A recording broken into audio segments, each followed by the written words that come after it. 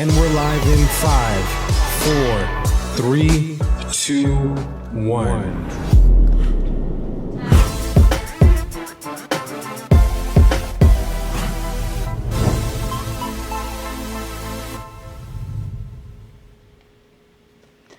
Hey guys, Jordan Nielsen here, host of Real Estate Pros on Lister Pros TV. Today we're at Guild Mortgage in Tucson, Arizona with Scott Melde of EXP Realty. Thanks so much for taking time out of your day. Thanks for having me. And joining me here at Guild Mortgage. Thank you to Guild Mortgage. Shout out to them for letting us use their facilities. So for those watching that don't know who you are, we'll let you introduce yourself. My name's Scott Melde. I'm with EXP Realty. I'm on the team, the Property Partners. My tagline is That Real Estate Guy. That's who I am. I've been in the real estate business for almost 2 years now, so coming up in January will be when my 2 years is. Nice. So hashtag, is that a hashtag you use? Yeah. What is it? That Real Estate Guy. That Real Estate Guy. So I came from selling alarm systems, and in Tucson there's a lot of real estate agents, but not really that many alarm guys. So when I created my tag, I was that alarm guy, and then got my license and switched over and just kind of switched it over. All right, there you go. So a lot of transitional skills from, were you doing sales on the alarm system? Yeah, both. Working in the corporate, but sales in here in Tucson as well. Gotcha. So is that door to door? So the way I started was summer sales in Dallas, Detroit. That's tough. Yeah, just outside of Detroit was rough, and knocking door to door was pretty fun. So being a real estate agent, is it harder or easier than selling alarms door to door? You say both ways. Alarms is I show up, sell it, I leave, and I never talk to them again. As that day gets installed, I never talk to them. With real estate, it's a long-term thing. I think it's a little bit more easy because people are coming to me, they want to buy the house. Right. The alarms, I'm convincing them they want an alarm. Mm-hmm. I got you. Before I knocked on their door, they had no idea they wanted an alarm that day. So until I told them. That's a little harder of a sell, but yeah. I think when you do that's enough, Mm-hmm. That's a sales skill. That's tough to train. You just through by experience. It definitely translates. I'm not afraid to make any calls because I've knocked on doors that you wouldn't probably knock on, and gotten the rejection plenty of times. The saying in alarms was 1 in 100 doors is going to be a yes. So, how many doors we knocked, that's how many calls I can make and not worry about it. Right. So I guess with the fact of it's a numbers game, it's probably about the same. If you're doing like cold calls, right? Yeah. If you're doing like internet leads, you can probably back it out. I need to make so many dials to get a deal. Yeah, definitely. And vice versa.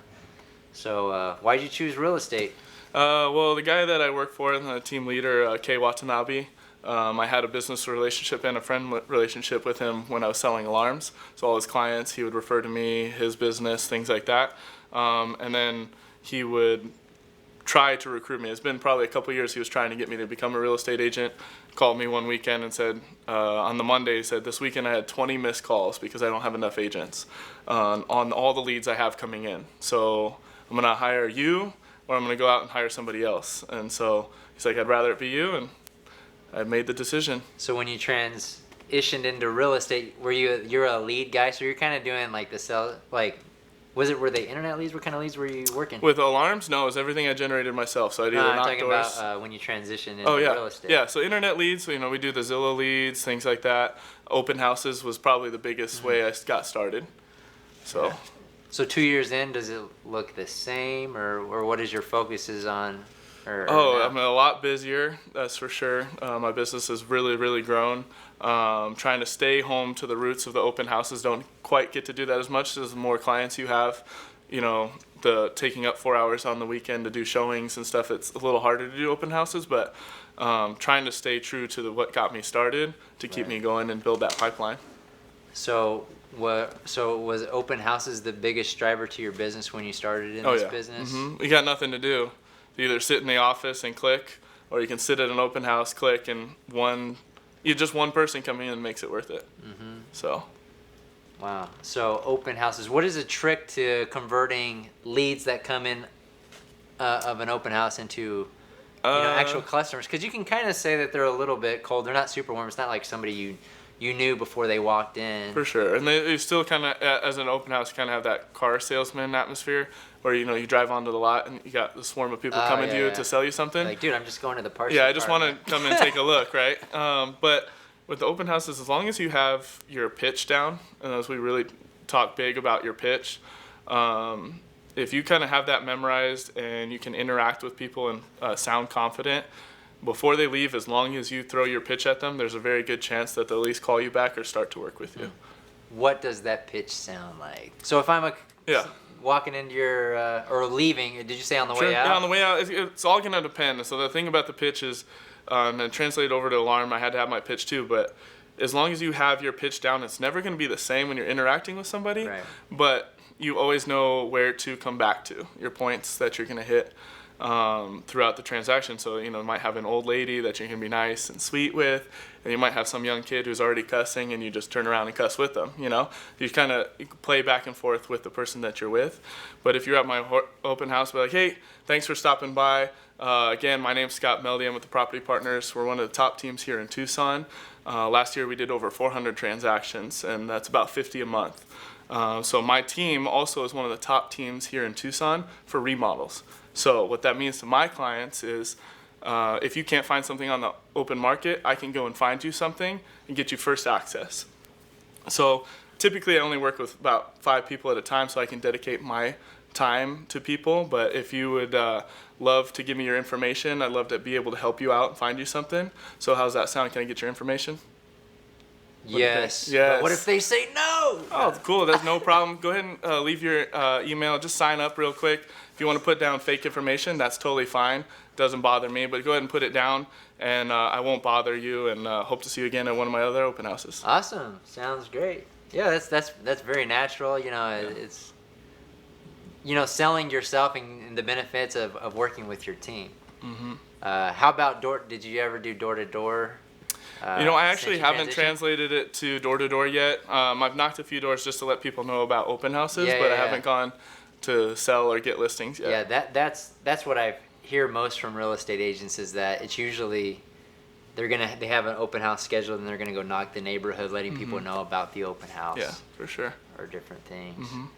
So you would say right now you still do a lot of open houses like you did in the beginning? Not as many because when you're new, you don't have a ton of showings. You don't have anything to do. You can do one Monday, Tuesday for 2 hours, 4 hours, 6 hours, whatever. You don't have anything to do. Now you got showings, you got files to work on. So sometimes it's a little bit harder to go and put down an open house, but still not afraid to go and do a 2-hour open house on a Wednesday when I've got the time. But now mine are usually scheduled for the weekends and planned out ahead of time. Yeah. So part of the process is you capturing the lead, right? Mm-hmm. So it sounds like you do a great job of that. But what's the secret to keeping in contact with these people and actually converting them into customers? What systems do you use? What tactics do you use to stay in front of these people? Yeah, biggest thing is having a CRM tool to input all their information and set up daily reminders or certain times, and you can put all your notes in and set basically like a calendar reminder to say, hey, he stopped by the open house, he said call him in 2 weeks, right? Life gets busy. Are you going to remember to call that person? Probably not. You set a reminder and all of a sudden I have this notification. I can look up the notes again, give them a call, and oftentimes people are pretty surprised that you actually called them in 2 weeks. Usually trying to say that to not have you follow up with them. Right. But then, kind of loosens them up a little bit. But really just documenting what they're looking for and getting to know them. Really, I think the personality and being personable is the biggest thing. Whether you're a good salesman or you know everything about real estate, we have several new people that come and go, and the ones that stay are the ones that are personable and they're willing to learn, but from the get-go they can work with clients and overcome the learning or looking things up for their clients. So what CRM tool do you guys use? There's a ton of options out there. Yeah, we use Commissions Inc. That's a popular one. Yeah, EXP with your all your dues and fees, it's included. So we use Commissions Inc. We used to use Boomtown. So Boomtown's another pretty big one that people use. So EXP. So you've been there for a little over a year now. A little over a year. Mm-hmm. Why EXP Realty? It just made sense. Main reason, K switched, and I followed K. Our team followed. Not everybody from our team did follow though, but it made sense. There's opportunity for stock options. You can get discount on stock options through your commissions, so instantly you're making money there. As you recruit other agents to work at EXP, you can make residual income off of them, and not necessarily have to be on your team, but you can come over to EXP, go do your own thing, and I can still make residual income as long as you're producing. And then it kind of creates this atmosphere of not competition where Sure. you and I can share our secrets, right? Because there's plenty of business out there for all of us, but before in another brokerage you could walk by and people like, oh, close the door or hide their stuff on the desk. Now, with the EXP atmosphere at our office, we have our team downstairs, and upstairs we have a couple EXP agents. Our goal is just to be like, I've got a listing coming in 2 weeks. I'm going to go tell everybody at EXP, and I'm going to get the thing sold before it goes on the market.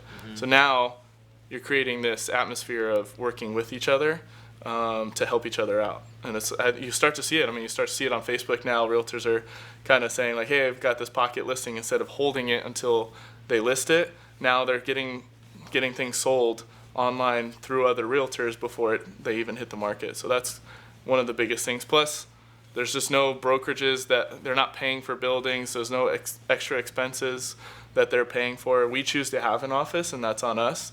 But there's no like mandatory rent fees or anything like that. I could work from home and not have that. So EXP is known as a virtual brokerage? Yeah, cloud-based brokerage is kind of... Cloud-based brokerage. Yeah, so similar to, everybody relates it to Netflix, Amazon, what Netflix did to Blockbuster, Amazon to the bookstores. Now there's just this virtual world where, I don't know if you've ever played Sims, the game Sims yeah. on the computer, where you can you can build a house and things like that. I've seen people they're like, you have an avatar. You have an avatar. You go online and you can literally take classes on all kinds of real estate things, and you can be sitting in a class from somebody in New York, Florida, Washington, get to know like what they're doing, their secrets. You just see avatars, but you can even just go into this, you click them to go into this office, you can ask about commissions, you can ask about your files, and it's a live person, probably sitting at home, I don't know, but their voice, you can talk back and forth over the computer, and you don't have to go anywhere. That's interesting. So you were at a traditional brokerage prior to EXP. I guess what's the biggest difference between the cloud-based brokerage and like the traditional one? Like, was there any impact to you as a real estate agent? No. Ultimately, and when you introduce yourself, a lot of people, oh, what brokerage are you with? Clients, and you say EXP, and they've never heard of it. Sometimes that's a factor for people. Usually the older people are very strong on, what company you're with, but now not too many people care. It really doesn't mean anything. There's no advantage in the real estate transaction to being with a certain brokerage. It's really the advantage for the real estate agent and what they're offered, basically. Right. So all the online training, all the opportunities as far as extra residual income, stock options, and that kind of thing, that is an advantage to the agent. Yeah, I recently looked up the stock price of EXP from like 4 years ago to now. It's like, oh my gosh. So when we got in June last year, it was at $3.50. It's at $15 right now. Yeah. So cash in while Cash you're it up, in, man. right? I know. See ya. No, but I seen over the summertime like a few people really heavily recruiting. Well, that's when our team switched. There was a big recruiting going on in the summer. Not many people had heard about it.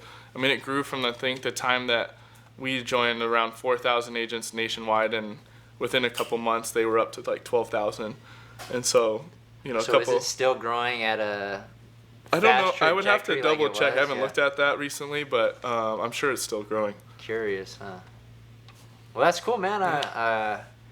So we already talked about your main business drivers. Was there anything?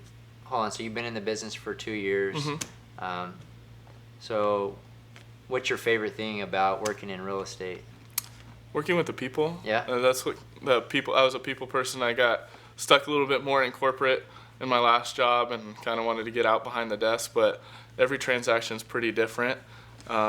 figuring out solutions, helping the people on my team as well as just all my clients, and seeing them, it's probably one of the biggest purchases, if not the biggest purchase that they're going to make in their life, and to help them, guide them through there and become friends with them, and get to know them is pretty cool.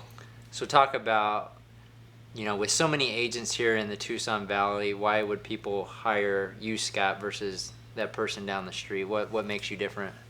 It's my full-time job. A lot of people, there are a lot of part-time agents out there, or somebody that just went and got their license. You do see that. My cousin's brother is a real estate agent, or he has his license. I'm just going to use him. Like, I do this 7 days a week, 24/7. I got 2 young kids, so my goal is to take care of them. This is my career. So I'm going to go out there and hunt down things for you. I think most people like me. I think it's going to be a fun transaction, not so serious, because if you can take the seriousness off of it, it kind of calms people's nerves about the big purchase. I feel like I've become friends with almost all of my clients, and continue to talk to them after that. But the biggest thing is I'm just going to work harder than almost anybody out there. Awesome. So if somebody watching this is interested in hiring you to buy or sell a property, how do people get a hold of you? Easiest way, phone number 520-240-3718. I always get in trouble because my phone's like right here, within arm's length all the time. So that's usually the easiest way. But social media, Facebook and Instagram, /thatrealestateGuyAZ is the easiest way to follow along, see what I'm doing. That's probably the easiest way for people to just kind of see who I am. It's not a bunch of trying to sell on there. It's more of what I'm doing and the things that I'm experiencing, and that drives a lot of people to me as well. So That Real Estate Agent AZ? That Real Estate Guy AZ. That Real Estate Guy AZ. Awesome. Thank you, Scott. Thanks for having me or coming in on and joining me on Real Estate Pros. Yeah. We will see you guys on the next one.